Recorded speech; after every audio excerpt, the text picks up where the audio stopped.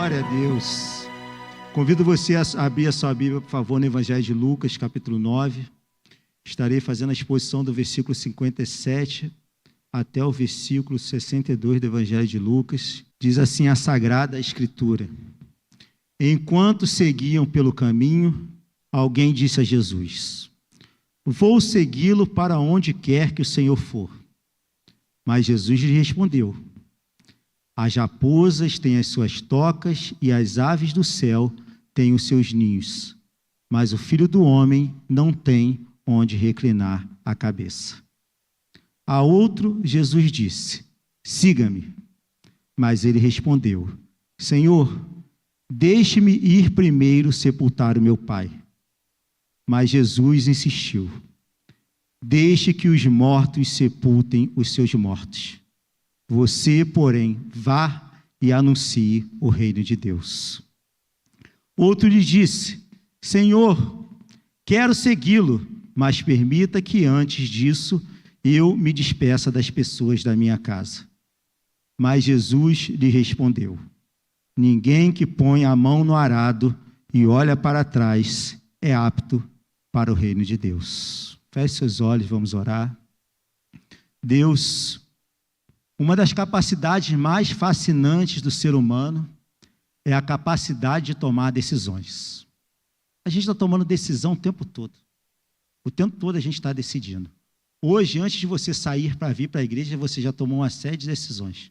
Você escolheu com que roupa você viria, se você viria com a roupa mais de calor, uma roupa mais de frio, afinal de contas esse tempo está maluco, a gente não sabe. Tem hora que está fazendo um pouquinho de calor e tem hora que está fazendo muito frio. A gente escolhe se a gente vai dormir mais cedo, dormir mais tarde. Tem gente que dorme muito cedo, tem gente que dorme tarde, tem gente que dorme após a meia-noite, tem gente que 10 horas da noite já está dormindo. São escolhas que a gente faz. A gente escolhe a roupa que a gente vai vestir, o calçado que a gente vai colocar, a condução que a gente vai pegar, a carreira que a gente vai seguir, inúmeros compromissos que a gente tem durante o nosso dia. Alguns compromissos são compromissos comuns, mas outros são compromissos mais sérios, como, por exemplo, a decisão de você casar ou ficar solteiro. É uma decisão muito séria que você toma na tua vida. A decisão qual profissão você vai ter, qual religião você vai seguir também é uma decisão muito séria. Se você vai morar de aluguel, se você vai morar em casa própria, se você vai morar no município do teu nascimento, se você vai embora. São decisões que a gente está tomando o tempo todo. Em outras palavras, essas experiências, elas nos marcam constantemente e trazem desafios que exigem, na nossa vida, tomada de decisões. Porém, nós, no nosso caminho, no nosso percurso, nós não tomamos somente decisões materiais, mas a gente toma também decisões espirituais. Decisões que não apresentam, não produzem mudança somente no mundo físico, mas também no mundo espiritual. Porque o tempo todo a gente está escolhendo se a gente vai praticar o bem ou se vai praticar o mal. Se a gente vai ser uma pessoa de caráter ou se nós vamos ser uma pessoa mau caráter. Se nós seremos reconhecidos como pessoas confiáveis e íntegras ou pessoas que não têm a sua palavra com validade. Então, essas decisões, elas têm consequências atemporais. Não é só consequência no agora, mas consequência principalmente no porvir.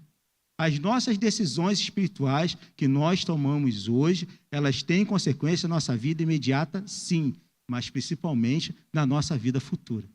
Elas refletirão diretamente no caminho que a gente vai seguir, ou no destino aonde nós iremos chegar.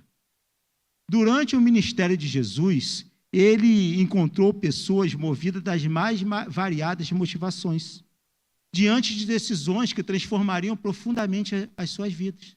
Então Jesus estava lá no meio das pessoas, tinha gente que acreditava, tinha gente que não acreditava, tinha gente que estava ali para receber um milagre, para receber uma cura, tinha gente que estava ali para poder acusá-lo, para poder pegar algum furo dele, pegar ele em alguma situação vexatória, para fazer com que ele fosse exposto. Então Jesus ele se depara com muita gente. Ele se depara com diferentes tipos de personalidade. que estão fazendo escolhas e tomando decisões diante dele. E essas escolhas, elas servem tanto para o bem quanto para o mal. Então, pessoas no ministério de Jesus se deparavam com ele, encontravam ele, faziam escolhas, tomavam as decisões, e essas decisões serviam tanto para o bem quanto para o mal. O que a gente aprende aqui neste episódio, nesse ensinamento que Jesus está trazendo? Que quando eu e você, quando nós temos um encontro com Cristo, quando nós nos deparamos com a pessoa de Cristo, uma decisão, ela precisa ser tomada. Se Cristo se apresenta diante de nós, se a palavra do Cristo é comunicada ao nosso coração, se o evangelho é anunciado, se o chamado eficaz da salvação é proferido, uma decisão tem que existir. Uma decisão precisa ser tomada. Uma decisão torna-se, melhor dizendo, indispensável. É indispensável que nós venhamos a tomar alguma decisão. E nós aprendemos aqui nesse ensinamento de Jesus que aqueles que verdadeiramente se entregam a Cristo dedicam todos os aspectos das suas vidas a Ele. Se você está disposto a tomar a decisão de se entregar a Cristo, saiba de uma coisa: você precisa dedicar todos os aspectos da sua vida a Ele. Porque para Jesus a entrega, ela precisa ser completa. O meu objetivo nesta noite, a minha expectativa com esta verdade, é que possamos refletir sobre a maneira como nos relacionamos com Deus, para que ela seja fortalecida, amadurecida e aperfeiçoada nele. Então, aqueles que se entregam a Cristo de forma real, de forma verdadeira, eles dedicam todos os seus aspectos, todos os aspectos da sua existência, da sua vida a Ele, porque para nós tomarmos a decisão de nos entregarmos a Jesus, nós precisamos servir a Cristo com renúncia. Esse é o primeiro passo, servir a Cristo com renúncia. De que forma a gente faz isso? Jesus explica aqui como essa renúncia precisa ser estabelecida. Ele vai dizer no versículo 57, enquanto seguiam pelo caminho, alguém disse a Jesus, vou segui-lo para onde quer que o Senhor for. Então Jesus tinha um caminho, Jesus tinha um trajeto, ele estava indo para Jerusalém, ele estava indo para consumar a sua obra salvadora. Lá ele seria traído, lá ele seria escorraçado, lá ele sofreria violência física, lá ele receberia injustiças, ele receberia zombarias, mas ele morreria na cruz pela minha e pela tua vida. E ele estava indo neste caminho. E no percurso deste caminho, alguém o aborda e fala, Senhor, vou te seguir para onde o Senhor quer que o Senhor for, eu vou te seguir. Eu vou segui-lo para onde quer que o Senhor for. Alguém entusiasmado, vendo a pessoa de Jesus, aborda ele e fala. Aí Jesus poderia muito bem dizer para ele, ótimo, excelente, você vai me seguir. Maravilhoso, você está no caminho certo. Você quer me seguir, me segue. Porque você está vendo eu fazer milagres, você está vendo eu ressuscitar morte, você está vendo eu curar leprosos, você está vendo eu expulsar demônios, você está vendo o coxo andar, você está vendo o mudo falar, você está vendo o surdo escutar. Jesus poderia falar isso para ele. Mas Jesus, ele dá uma resposta muito importante para o nosso aprendizado nesta noite. Ele vai dizer no versículo 58, mas Jesus lhe respondeu, as raposas têm as suas tocas e as aves do céu têm os seus ninhos, mas o Filho do Homem não tem onde reclinar a cabeça. Olha a resposta que Jesus dá para essa pessoa que o aborda. A raposa, a gente sabe onde ela fica, ela tem a toca dele. A raposa tem estabilidade na sua moradia. As aves, a gente sabe onde as aves fazem o ninho dela. A gente sabe que existe uma previsibilidade tanto no comportamento das raposas, quanto no comportamento das aves. Mas o Filho do Homem, que sou eu, aquele que foi enviado por Deus para te salvar, não tem onde reclinar a cabeça. Ou seja, para você me seguir, para seguirmos a Cristo, é necessário fazermos renúncia. É necessário renunciarmos. É necessário abrirmos mão de algo. Porque esta renúncia, ela nos ajuda a enfrentar as incertezas da vida. Eu lembrei-me de uma história bíblica, que é a história de Abraão. Se tinha uma pessoa estabilizada na vida, era Abraão. Ele já era um senhor de meia idade. Ele morava numa cidade importante na Mesopotâmia, chamada Harã. Ele era um homem rico, abastado. Ele tinha uma casa. Ele tinha uma parentela. Ele tinha uma terra. Ele era proprietário de terra. Ele era uma pessoa que não precisava conquistar mais nada. Ele já tinha conquistado tudo na vida. Ele era uma pessoa que vivia numa estabilidade e numa riqueza e num conforto bastante expressivo. Mas Jesus chega para ele e fala assim: Abraão, sai da tua terra, da tua parentela e da tua casa. Renuncia tudo isso que você tem e me segue. Porque eu farei de ti uma grande nação. Mas Deus não disse para ele de que forma faria, qual seria o método. Deus só disse: farei de você uma grande nação. E Abraão abre mão de tudo, ele renuncia a tudo para poder seguir a Cristo. Ou melhor dizendo, para poder seguir a Deus. Ele segue a Deus. E ele sai de uma vida confortável para viver uma vida de incertezas. Correu o perigo de morrer algumas vezes. Teve que enfrentar inimigos duríssimos. Teve a sua fé provada por Deus. Deus requereu dele aquilo que ele tinha de mais valioso, aquilo que ele sonhava, que era um filho, que era aquilo que faltava para completar a sua vida. Deus requereu dele e falou assim: eu quero teu filho como sacrifício. Ele foi lá e ofereceu o filho dele em sacrifício, confiando que a sua vida estava nas mãos de Deus. Então, aqueles que entregam a sua vida verdadeiramente a Cristo, aqueles que dedicam todos os aspectos da sua existência a Ele, eles servem a Cristo com renúncia. Nós renunciamos coisas para poder seguirmos a Cristo. A vida cristã é uma vida de renúncia. Porque quando nós aprendemos isso, quando nós desenvolvemos esse entendimento, nós temos a consciência, nós desenvolvemos consciência para encarar os desafios da vida. Sabe por quê? Porque você pode ter entrado aqui por muitos motivos. Alguém pode ter prometido para você em outro ambiente que você estaria aos pés de Cristo e a sua vida melhoraria. Alguém poderia ter prometido para você que os seus problemas de relacionamento na sua família iriam acabar. Que você seria uma pessoa próspera. Você seria uma pessoa que prosperaria financeiramente. Você seria uma pessoa que adquiriria bens financeiros. Mas eu vou dizer uma coisa para você: mentiram para você. Estão mentindo para você. Porque aquilo que o Evangelho preconiza é: eu e você somos pecadores, nós somos depravados, nós somos maus, nós merecemos o inferno. O nosso destino merecedor, o nosso destino justo é o inferno. Mas eu tenho uma boa notícia para você: Jesus Cristo morreu na cruz para poder nos salvar.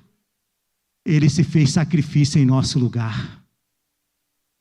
Ele se entregou na cruz pela minha e pela tua vida. Ele renunciou à sua condição de Deus, tabernaculou em forma humana, encarnou em forma humana, para sofrer as mesmas dores que nós sofremos, para morrer por mim e por você. Esta é a verdade do Evangelho. Se você quer seguir a Cristo, se você quer entregar completamente a sua vida a Cristo, saiba de uma coisa: Antes de você fazer esta entrega, Ele já se entregou por você. Ele já entregou a sua vida por você. E isto é o suficiente para nós adquirirmos força para resistir às adversidades, crendo nas promessas de Deus. Meu irmão, eu tenho uma palavra para você nesta noite. Sobre a tua vida pare uma promessa. Sobre a tua vida pare uma promessa. E não é uma promessa para esse tempo, não. É uma promessa eterna. É uma promessa que você vai viver com Cristo eternamente em glória. Esta é a promessa verdadeira e real que irá se cumprir infalivelmente na minha e na tua vida. Mesmo que você morra doente, mesmo que você não consiga realizar os seus sonhos materiais, mas uma coisa eu digo para você, Deus irá cumprir infalivelmente a promessa que Ele fez para nós e nos conduzirá gloriosamente para os seus braços, para viver com Ele lá na eternidade. Essa promessa, ela irá se cumprir. Então, em primeiro lugar, aqueles que verdadeiramente se entregam a Cristo e dedicam todos os aspectos das suas vidas a Ele, fazem isso com renúncia.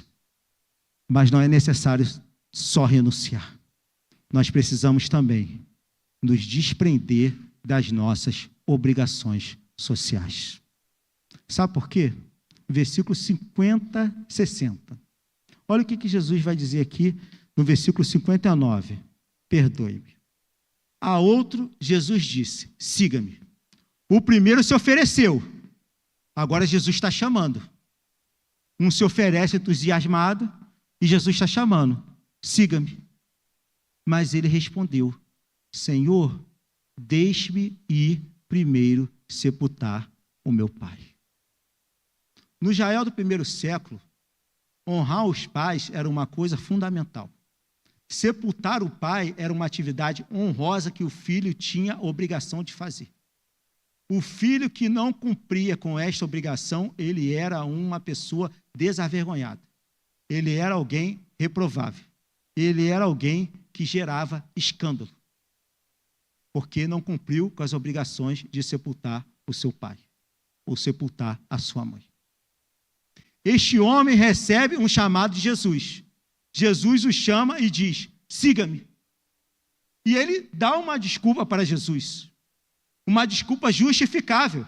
Ele fala assim, Senhor, eu quero te seguir, mas deixa eu primeiro sepultar o meu pai. Ele dá uma desculpa justificável para Jesus. Ele dá uma desculpa socialmente aceitável. E nós somos mestres e especialistas em darmos desculpas justificáveis para Jesus. Nós temos esta habilidade de darmos essa desculpa. Às vezes é colocar diante de nós um desafio para nós progredirmos espiritualmente, para nós crescermos, para nós sermos desenvolvidos em dons, para nós sermos aperfeiçoados segundo a imagem e semelhança de Cristo, para nós crescermos no serviço de assistência aos santos, no serviço de assistência à igreja, mas a gente dá uma desculpa. A gente fala assim, eu tenho muito trabalho, eu preciso primeiro me estabilizar no trabalho para eu poder ganhar 20 mil reais. Quando eu ganhar 20 mil reais, aí eu me dedico à obra de Deus. Eu vou contar a história para você de um homem extraordinário. Um homem que estava à frente do seu tempo. Um homem com 23 anos de idade, ele conclui um doutorado em medicina, na melhor universidade de medicina da Inglaterra.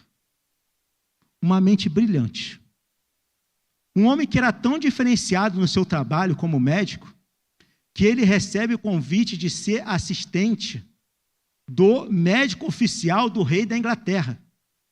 Então este homem assistia à elite de Londres como médico, e ele servia ao rei da Inglaterra como assistente.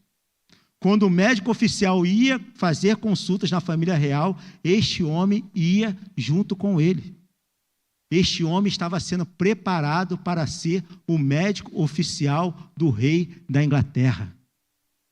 Ser alguém numa posição social absurdamente extraordinária. Mas este homem, atendendo a elite londrina, ele percebeu uma coisa, que ele era brilhante em curar doenças. Ele era brilhante em fazer tratamento em pessoas. As pessoas dispunham dos recursos financeiros e ele ia lá e fazia o tratamento.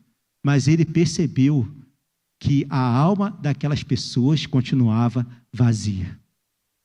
Que ele tratava o corpo. As pessoas eram curadas, mas as suas almas continuavam em pecado. Este homem ficou muito incomodado com isto. Durante 2 anos ele lutou.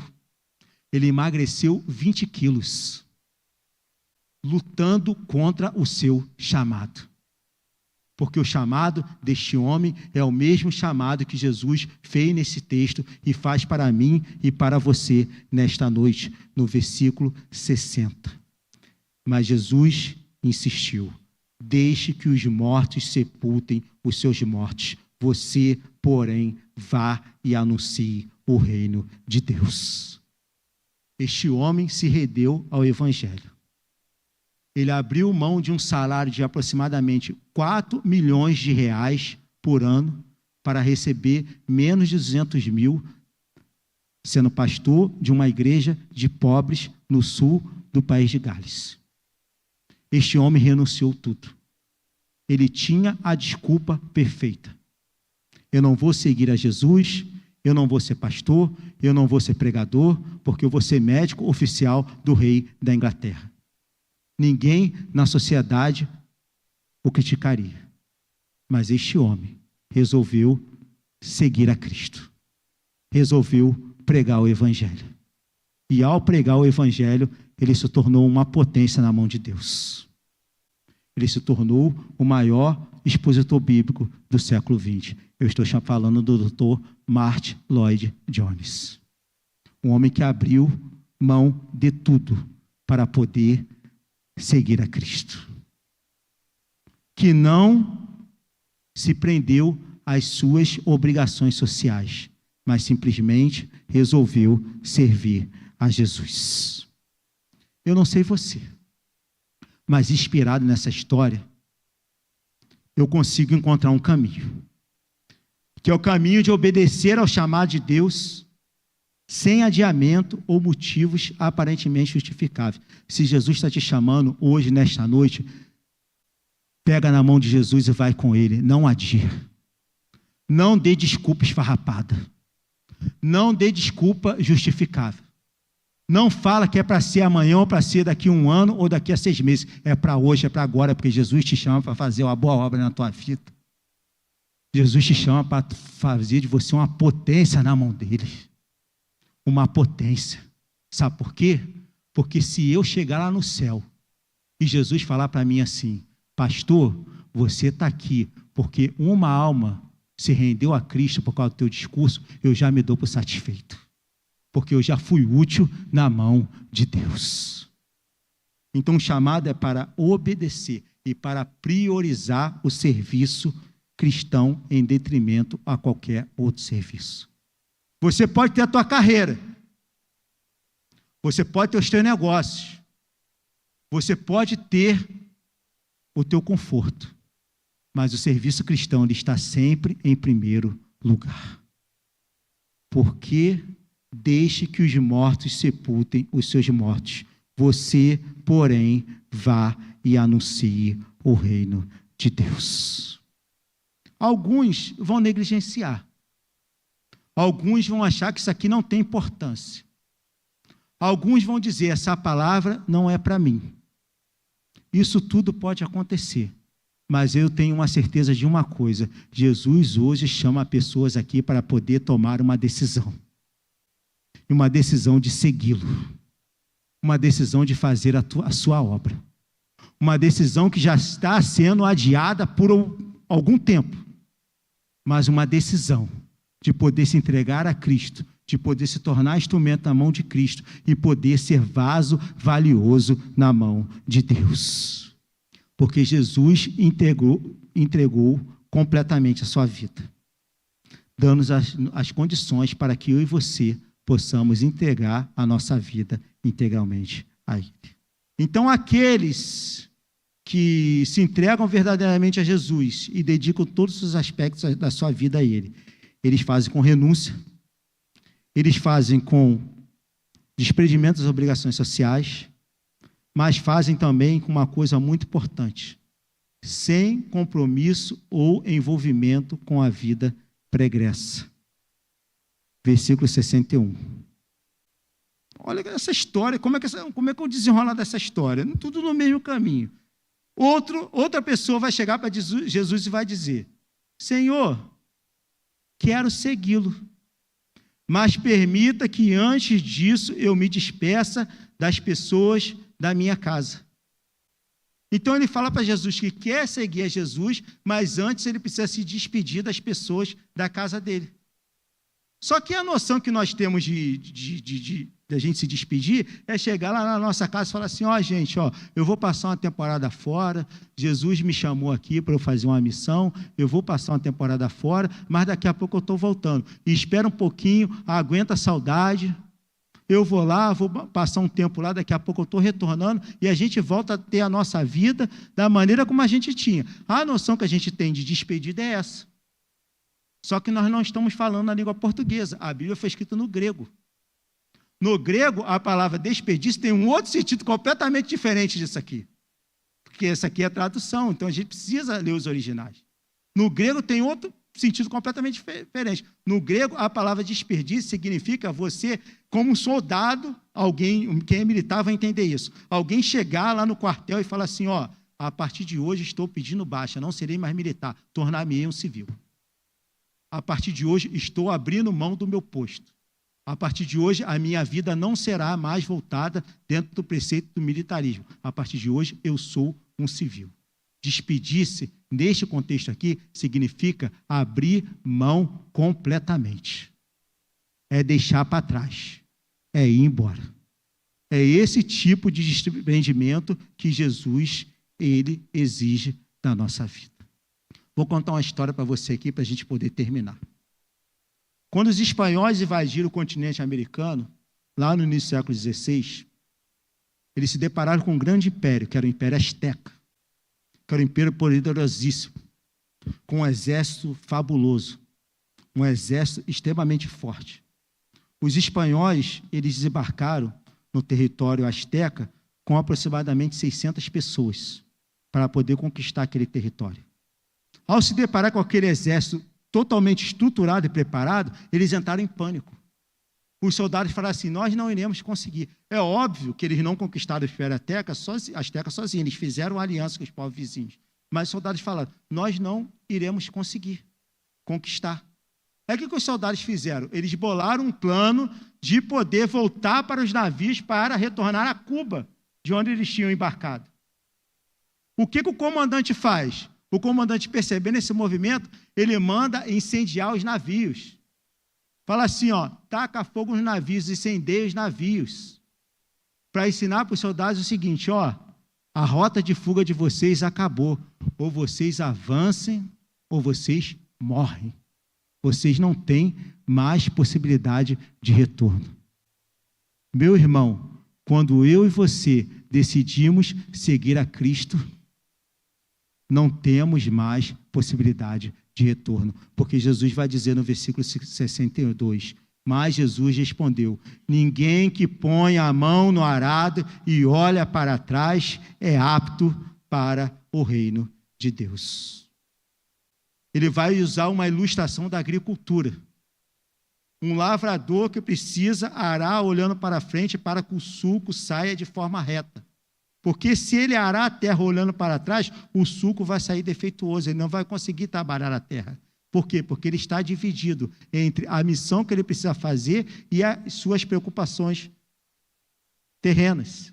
Ninguém que põe a mão no arado e olha para trás é apto para o reino de Deus. Isso exige de nós uma decisão de nos entregarmos completamente a Cristo, dedicando toda a vida exclusivamente a Ele. Nós estamos diante da ceia do Senhor, de alguém que entregou a sua vida completamente por nós. Alguém que entregou a sua vida para que eu e você tivéssemos uma chance de sobreviver. E o chamado para nós nesta noite é que nós viemos entregar completamente a nossa vida a Ele, renunciando tudo aquilo que dispute lugar de Cristo em nossa vida. Eu não sei se um filho está disputando um lugar de Cristo na sua vida. Na vida de Abraão estava disputando o lugar de Deus. Deus falou, sacrifica. Eu não sei se um emprego está disputando o lugar de Cristo na sua vida. Eu só sei de uma coisa, quando Cristo for o Senhor da tua vida, ou você é empregado, ou você é desempregado, Ele vai prover o necessário para poder te sustentar. Porque Ele é Deus. E os seus filhos, Ele dá boas coisas. Então, o chamado de Cristo exige de nós renúncia. Renúncia inspirada na fidelidade de Jesus, para ter um compromisso firme e permanente com Ele. Para servir a Cristo, é necessário um compromisso. A salvação, ela é de graça. Nós não merecemos nada e nós não podemos fazer nada para obtermos a salvação. Mas para sermos compromissados com Cristo, nós temos um custo. E este custo é entrega total. Entrega total da tua vida a Ele. Para que Ele possa te abençoar, para que Ele possa prover na tua vida e para que Ele possa fazer coisas extraordinárias. Feche seus olhos, vamos orar em nome de Jesus.